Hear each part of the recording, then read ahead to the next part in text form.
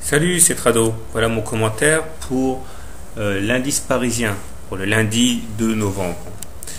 Alors, l'illusion n'a pas duré. Hier, les stats américaines ont sorti de leur chapeau des chiffres de croissance complètement inattendus et le marché a bien été obligé de saluer la fin de la récession américaine, qu'ils disent. Mais aujourd'hui, le voile semble tomber et les gros n'ont pas l'air d'y croire plus que ça. Effectivement, la bougie d'aujourd'hui est symptomatique d'une prise en main baissière des baissiers, des bears.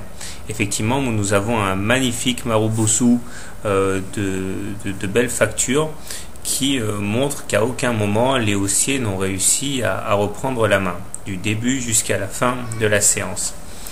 Alors, au niveau chartiste, ce qui est intéressant, c'est que nous sommes peut-être en train de dessiner une figure dite en tasse avec anse inversée, ou alors une sorte de M un petit peu tordu.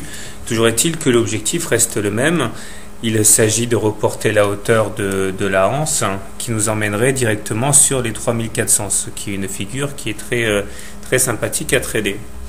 De manière plus générale, on remarquera que tout semble se dégrader d'un coup, puisqu'on vient de casser un support important qui avait amorti les cours déjà à 4 reprises. C'est le support des 3600 et quelques, et là on est en train de le casser, enfin on l'a cassé en clôture.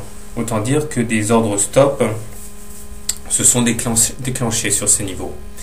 Autre fait marquant, à nouveau nous clôturons en dehors de la Bollinger inférieure, c'est-à-dire que le vent de panique qui soufflait sur les indices avant-hier et dont les statistiques ont permis de sortir, et bien c'est ce vent de panique reprend ses droits et il y a fort à parier pour que cette fois-ci il n'ait pas fait le déplacement pour rien.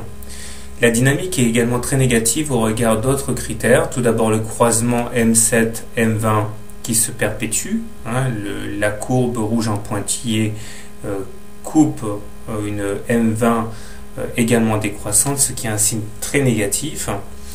Le stochastique est en dessous de son signal et dans la zone de survente. Le momentum replonge en zone négative avec conviction et le MACD également devient négatif et sous son signal. Donc autant dire que la dynamique joue actuellement pour les baissiers.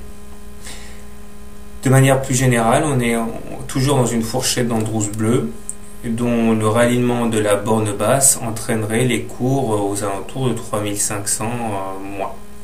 Alors, comment trader le CAC? Alors, si vous pensez que les haussiers vont nous refaire le coup lundi et que ça va repartir à la hausse, rien n'empêche d'acheter sur les niveaux actuels en pariant sur une fausse cassure du niveau des 3620. Mais je pense que si on inscrit, si on repart à la hausse, il faudrait mettre un stop loss en dessous du plus bas du jour, parce que cela voudrait dire finalement que c'était une exagération aujourd'hui. Donc il faudrait impérativement mettre des stop loss très serrés. Par contre, si vous envisagez qu'il faille continuer à shorter l'indice parisien, je pense que le plus intéressant à faire ici, c'est de shorter avec un stop loss au-dessus de la médiane de la fourchette bleue, ou éventuellement au-dessus de la M7 qui a entraîné la chute aujourd'hui, et avec pour objectif donc un retour sur le support à 3532. Personnellement, je pense qu'il sera bon de privilégier les impulsions baissières. C'est du moins ce que je ferai. Voilà, bon week-end et bon trade.